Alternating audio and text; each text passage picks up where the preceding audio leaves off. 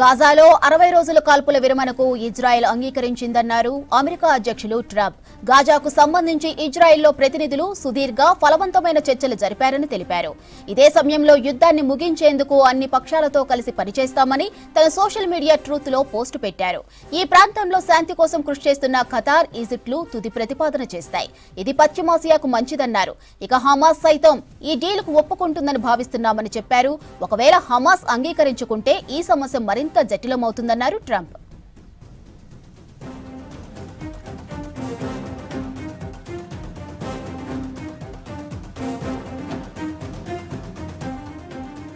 గాజాలో 60 రోజుల కాల్పుల విరమణకు Israel అంగీకరించిందన్నారు America అధ్యక్షులు ట్రంప్. గాజాకు సంబంధించి ఇజ్రాయెల్తో ప్రతినిధులు సుదీర్ఘ ఫలవంతమైన చర్చలు జరిపారని తెలిపారు. ఇదే సమయంలో యుద్ధాన్ని ముగించేందుకు అన్ని పక్షాలతో కలిసి పనిచేస్తామని తన సోషల్ మీడియా ట్రూత్ లో పోస్టు పెట్టారు.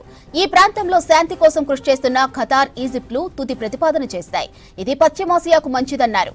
ఇక హమాస్ సైతం ఈ డీలుకు ఒప్పుకుంటుందని భావిస్తున్నామని చెప్పారు. ఒకవేళ హమాస్ అంగీకరించుకుంటే ఈ సమస్య మరింత జటిలమవుతుందన్నారు ట్రంప్.